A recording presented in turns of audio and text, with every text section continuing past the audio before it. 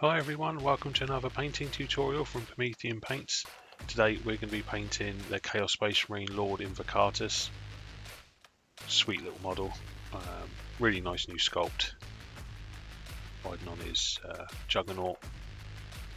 So we're doing something a bit different with this. We're going to be using the airbrush quite a lot. I've done some sub builds here, so I've got the actual Lord himself on a separate part. Then the base and the Juggernaut, so I've got three bits. What I've done is I base coated the models in AK Tenebrous Grey, but any colour will do, just dark colour. And then I've gone over the top, almost like a zenithal type highlight with AK Black Red. So I've covered probably 95% of the model in AK Black Red, and it's a really nice dusty sort of finish that you get with that colour. Nice base coat for the effects we're going for, so that we can get a good wash with the oil paints we're going to be using. I then used the airbrush and applied a couple of coats of the Varnish, Mecha Varnish, but it's a glossy varnish. Make sure you use a glossy varnish here because we want the oil paints to flow over, so the Vallejo Mecha Varnish is really good for that. So what the effect we're going for here is we want the sort of glowing effect to be coming from the interior sort of the Juggernaut, around the trim, so not from the sort of usual places we see it, but from deep within the beast. So to sort of achieve this, what we're doing is I've used a oil-based wash. This is the Mr. Weathering colour, pure white oil, but you could just easily buy some oil-based paints and then thin them down with some odorless thinners. I just like using this one. It comes straight out of the pot, really good. You could put some into a little dish or bowl or whatever if you wanted to thin it down a little bit, just to get it to run a bit better. But I find straight out of the pot, this is pretty good. This Mr. Weathering stuff you can get in white, black, browns. You can get them in most colours. So the idea here is I'm just using an old liner brush. It's a sort of size 0 pure sable liner brush. Rosemary and Co do them, and I'm just will touch the paint onto the areas where I want it to be really bright. So this white is the base coat of the fluorescent paints and will be where our most intense colour is coming from. So there's a bit of a long video now where I'm just going to be going around the model and putting in all of the areas I want to be its most brightest.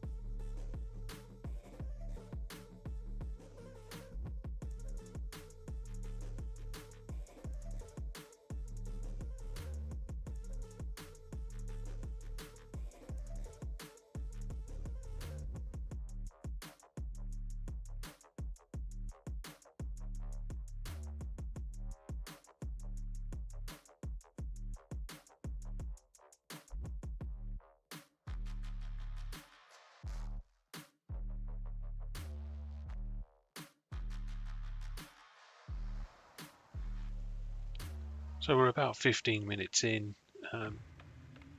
Takes a little bit of time. What we're going to be doing next is moving on to the airbrush. I would leave that oil-based paint 15-20 minutes to dry. You can use a hairdryer if you want to make it dry a bit quicker. Then I'm using Vallejo white ink. Any white ink will do. And what I'm doing now is straight through to the airbrush. I'm applying this so that we get a nice haloing effect from the central points of the white that we've just applied and outwards. I've got a little bit of splatter coming from the airbrush. it just needs a clean. But I'm not too fussed at the moment because we're going to be doing so many dry brushes a bit later on that those white splatters, you won't see them at all. And sometimes they add a little bit to the effect we're going for, where it's kind of almost red hot iron or steel that this Juggernaut is made out of. So to get this haloing effect, it's just using the natural airbrush effect that you get. I aim the airbrush directly in the middle of the white lines that we've done, and then give it a couple of sprays so that we get an overspray above and below and around the pure white areas that we've got. And what this is going to be doing is just dissipating some of that intenseness of the white to make it sort of blend in to the surrounding areas. It does look garish, but you can already see some gradients that we're getting. So we're going to be covering this in all sorts of paint, so just keep going with this. It might look rubbish as you're doing it, but the more and more you apply of the layers and the dry brushing a bit later on, the more blending this white will have, and it will just blend itself away.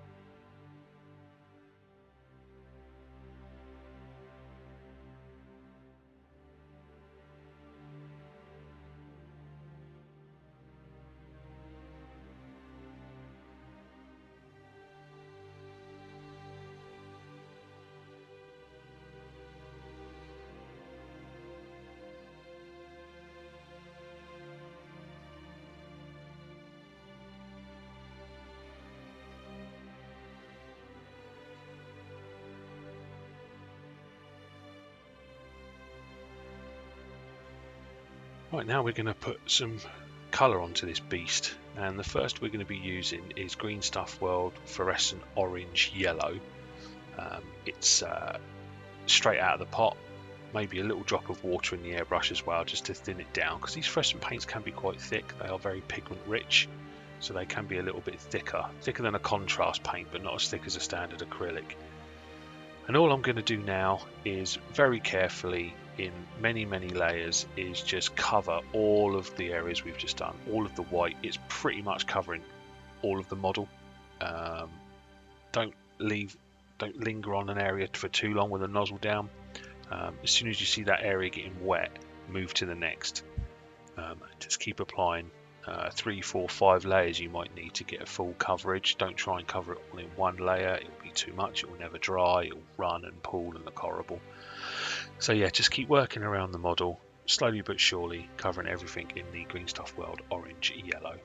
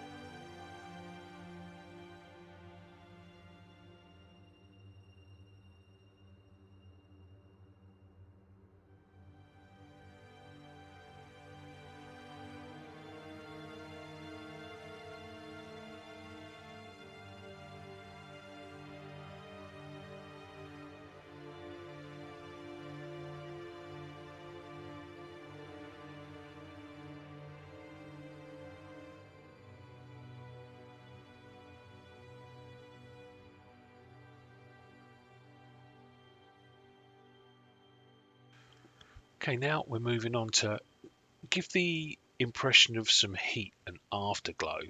And for that we're using Green Stuff World Fluorescent Red. Again, straight through the airbrush, a little drop of water added. Now, what I'm trying to do here is I'm aiming into the areas that would be cooler now, so a little bit away from the areas that we've just covered with the orange yellow, so that pure white area that we use the oil liner for. We're not sort of aiming at those areas. What we're doing is we're aiming for the areas where it would be cooler. So you need to move the airbrush around, move the nozzle direction, move the model around to get those angles. You see I'm spraying downwards because that top part's going to be nice and cool. So the idea is the brighter the paint, the hotter the effect, the darker, the cooler. So where you want it to be cooler, start applying more and more of this red to it. Don't worry if you go over a little bit of the other colour in those intense areas, we can always apply that back again a little bit later with some with the brush. But here, yeah, you're going to be almost aiming that using the nozzle now, spraying away from those intense areas that we want to keep. But one thing to note with this, and you'll get this with practice, is the more you apply this almost darkening colour, the more intense the glow gets and the more intense the heat looks like is coming from the Juggernaut. It comes with practice, and you won't know it until you're doing it yourself, how to read it and what effect you're going for. So, you know, if there's too much glowing, then it won't look like it's glowing, and if there's too dark, then nothing will look right. There's a good contrast between light and dark. You usually have more dark than you do light, so it really makes your lights glow. And to have nice brights, you have to have darks, and that's what we're going for here. So a few layers of this across. Don't try and do it all in one layer like before. A few sharp bursts, move on to the next, and just keep moving the model around. Always remember and aim that nozzle directly into the center point that you want to go for, so that you get a nice haloing effect.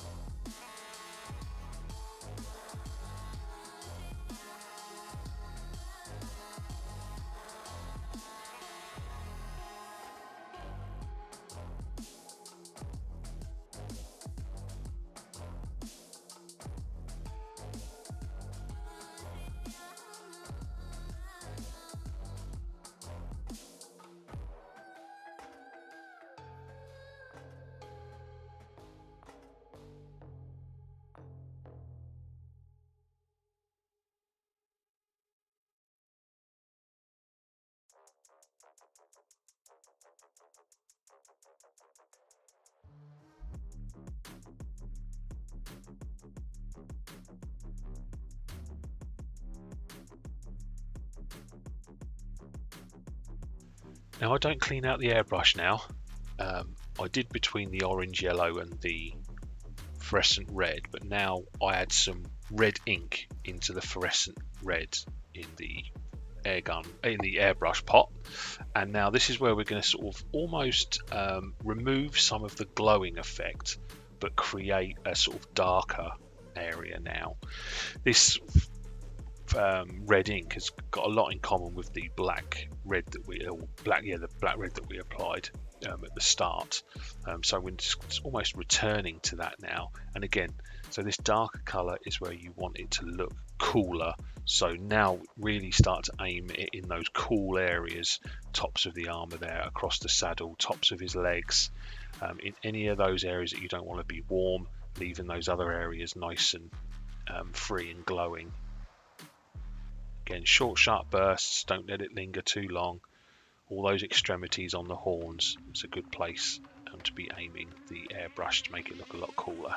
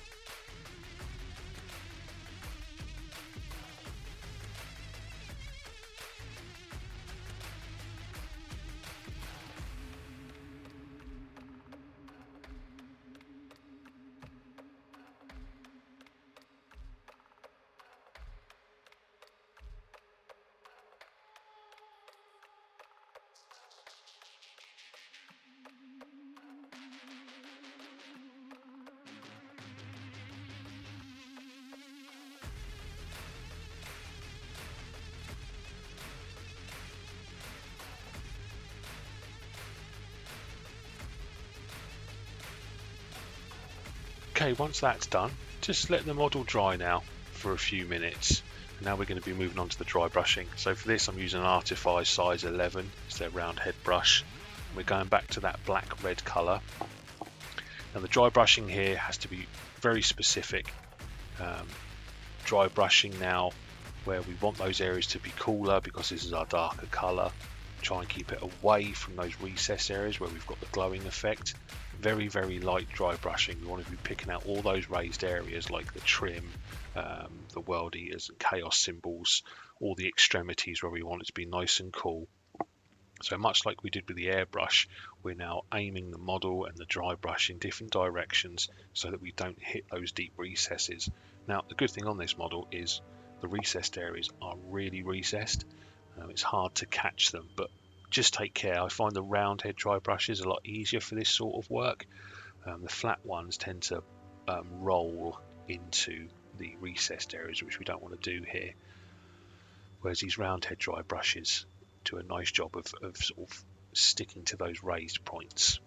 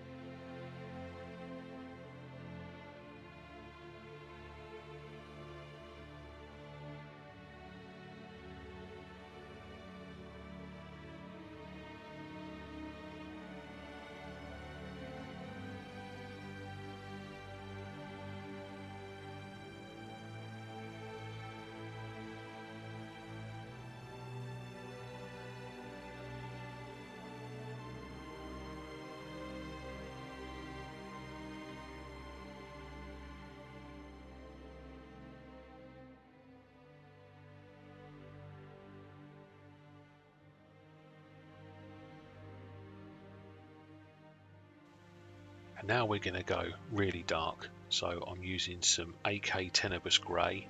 You could use Corvus Black for this from the Warhammer range, but just a really dark colour. This isn't black, but it's as close to it as you can possibly get. There's a little hint of purple in this. When you add white to this Tenebrous Grey, it starts going a sort of grey purple.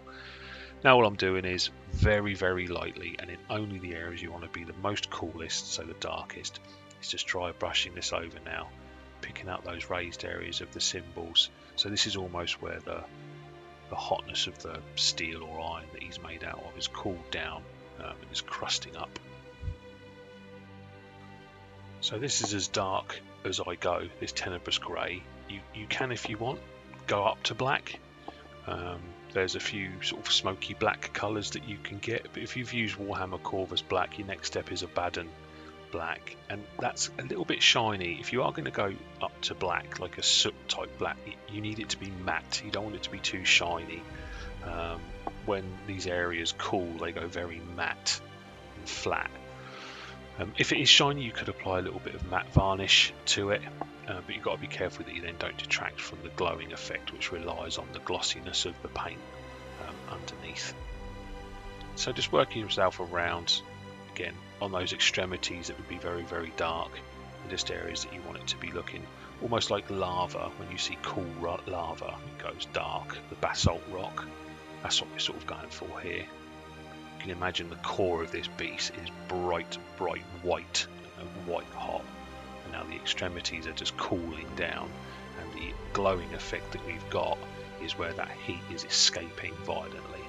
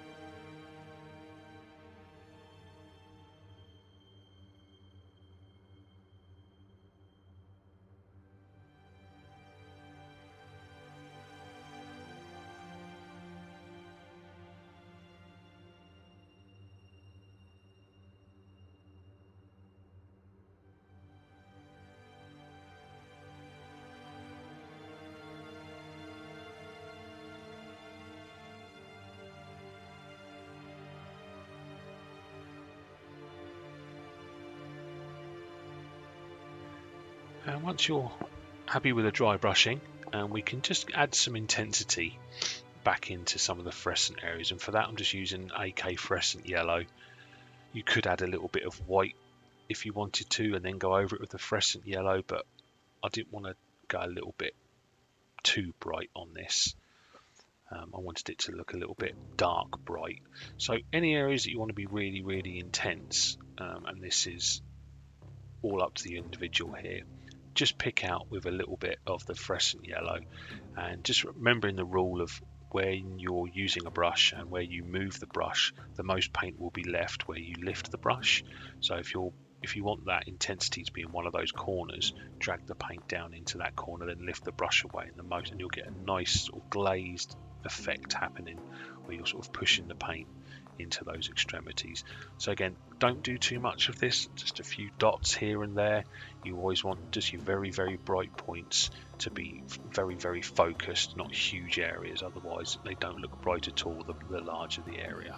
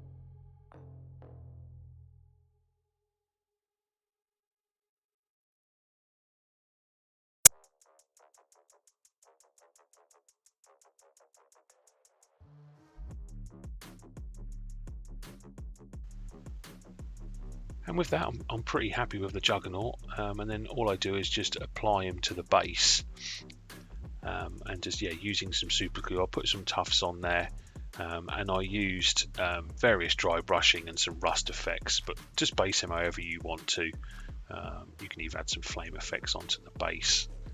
I wanted to make it all dark and grimy to make the Juggernaut stand out. So it's all sort of almost a grim dark base.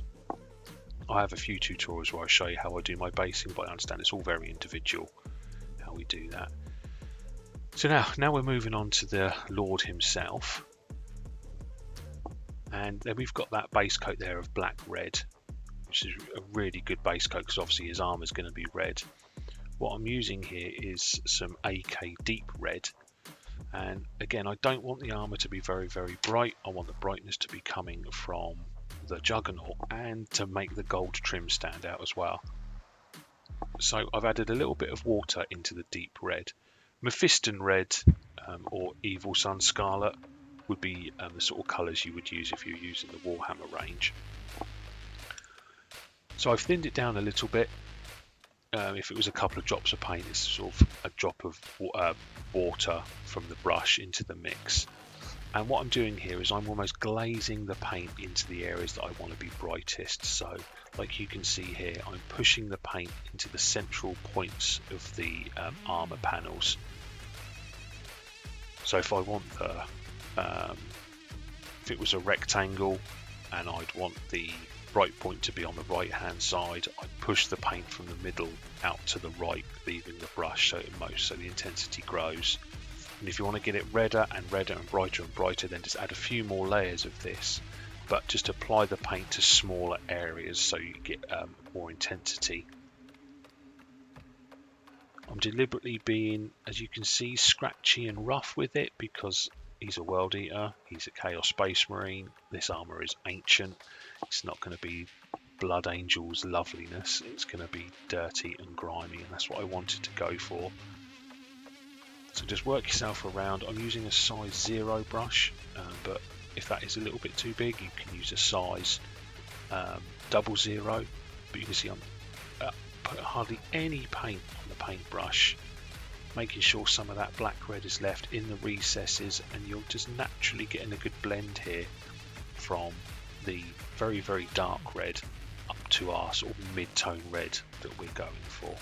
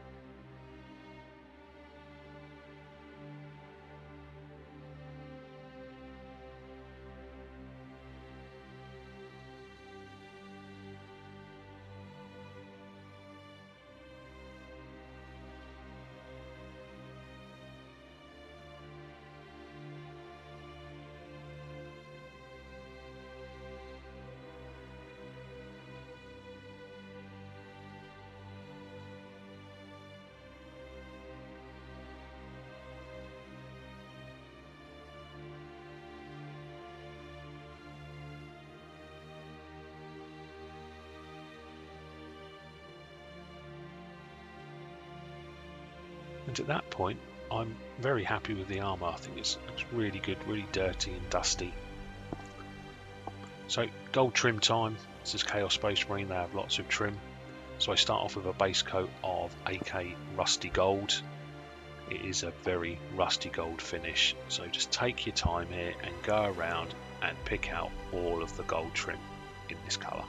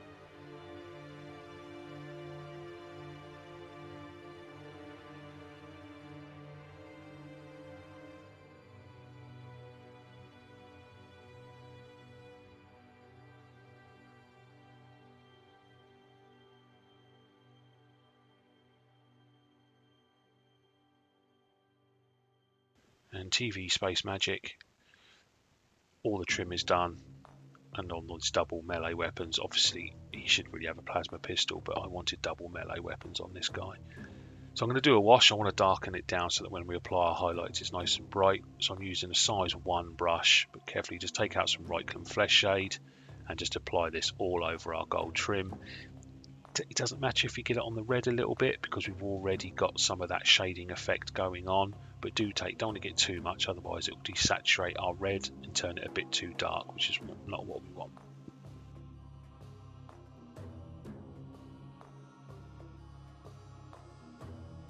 And then as always with a wash, leave it 10 or 15 minutes. I mean, we're in midsummer in the UK at the moment, so it's taking about 5 minutes to dry. To apply a highlight, I'm using AK Old Gold, but Warhammer Retributor armor is very similar, just a very nice bright gold. And all I'm doing here is just picking out the areas that I want to be bright. I'm imagining the light is coming from the top left of the model, and I'm just picking out the areas that I want to be brighter, remembering that some of those areas will be in shadow, like that are close to the Juggernaut's legs. But anything that just looks aesthetically pleasing, we are not going for a realistic look here on our Chaos Space Marine. So just apply the highlights where you'd like them, a few edge highlights here and there. But again, I don't want to make it too bright. I want the bright points to be our Juggernaut, and for this gold trim to sort of be a juxtaposition that there's, you know, against all this beast, there's some gold around.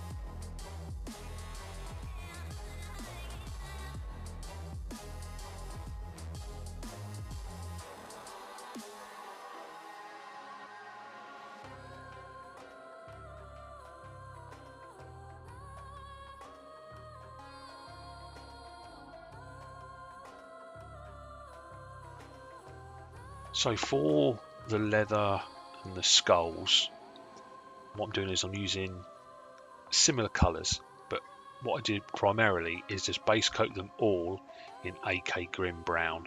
Very, very, very dark brown colour.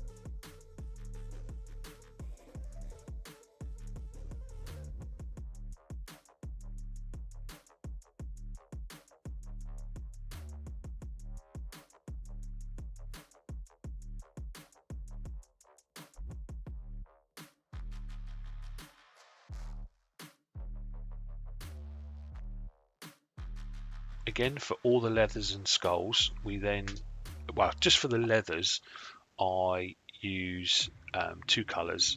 I'm going to be using AK Leather Brown, AK Saddle Brown.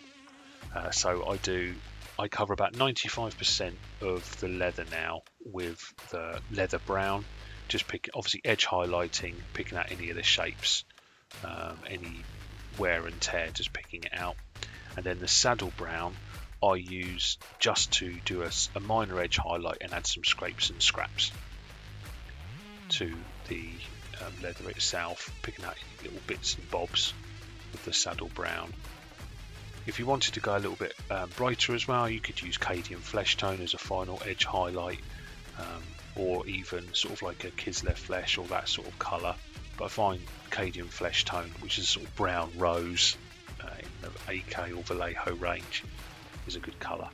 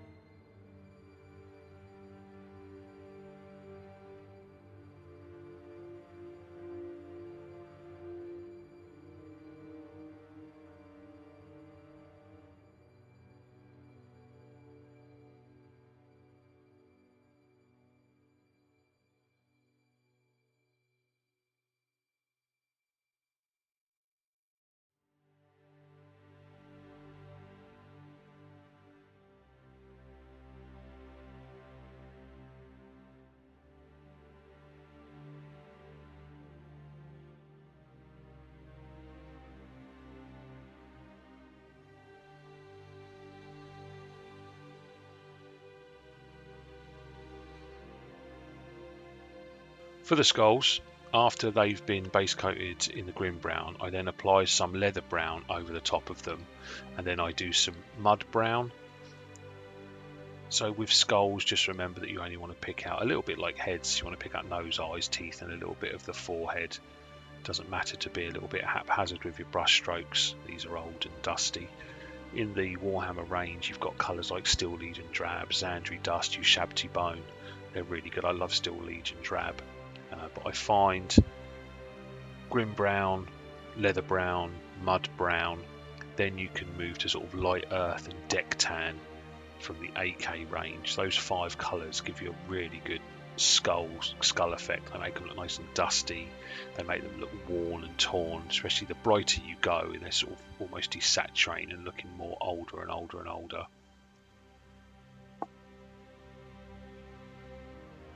And if the jumps in contrast are too much, then you can always do intermediary mixes, a bit of mud brown with light earth to get that mid-tone. Or if you can't do that, then if you're not too happy, then just apply a few washes over the top with like Agrax Earth Shade or something like that, just to then dull down some of the colour.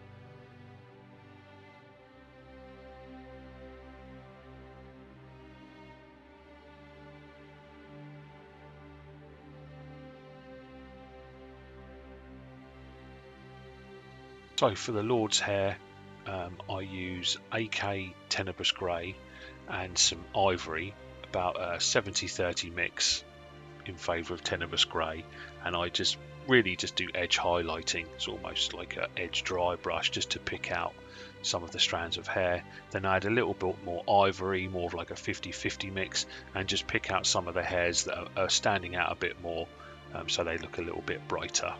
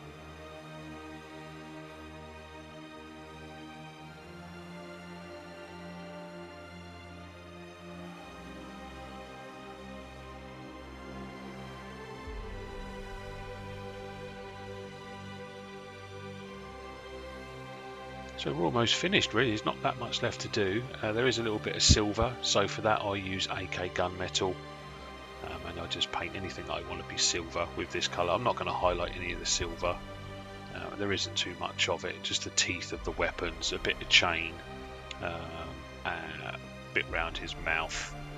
That's pretty much it.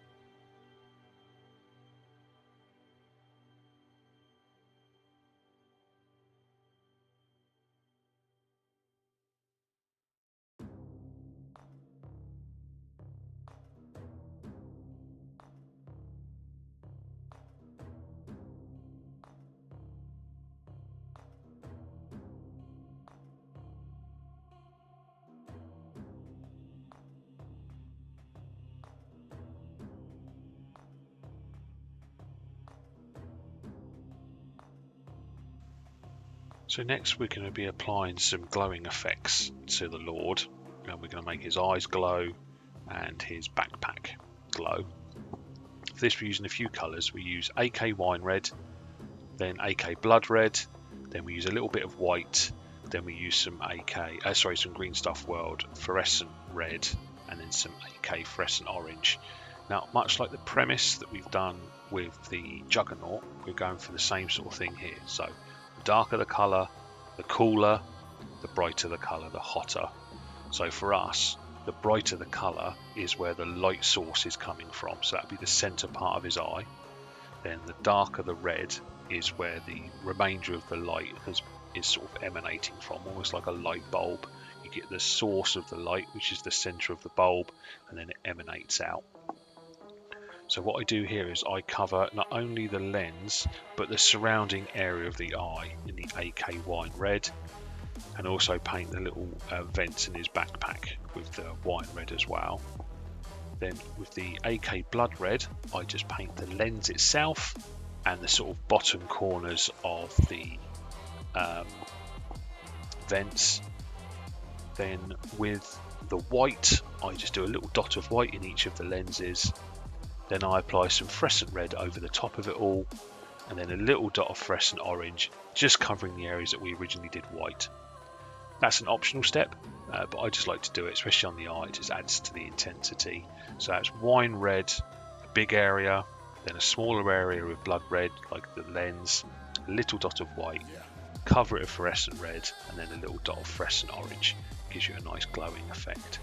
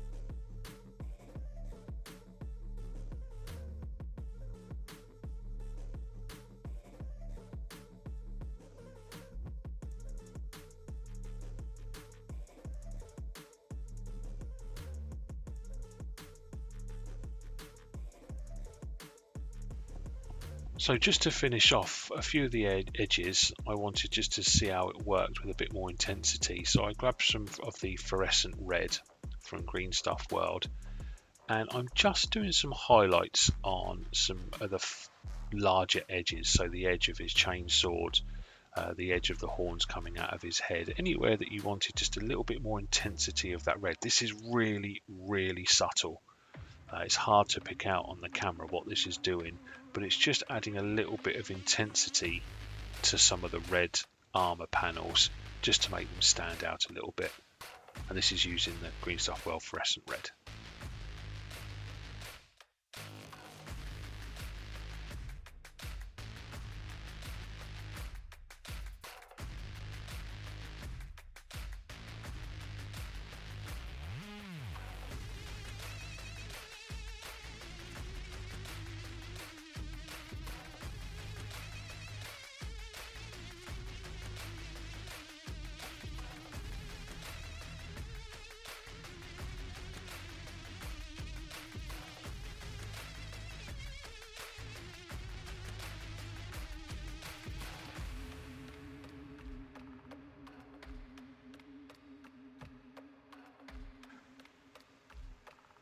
Once you're happy, then I didn't actually have to glue the guy down onto the base. He sort of slid down on it okay and clamped in. It was a bit of a struggle, but he went on there fine. And that's Lord Invocatus on his Juggernaut all done. So I hope you've enjoyed this tutorial. You can use what you've learned here and how to paint the Juggernaut on anything. You know, imagine a Chaos Rhino or any of the vehicles painted up with this effect. They look really, really cool, especially for a sort of World Eater Khorne type army. So yeah, hope you've enjoyed it. Like, comment, subscribe, all those YouTubey type stuff. I've got nearly 100 tutorials now, all for free, available on YouTube. Plenty more to come. So yeah, happy painting, my fellow painters.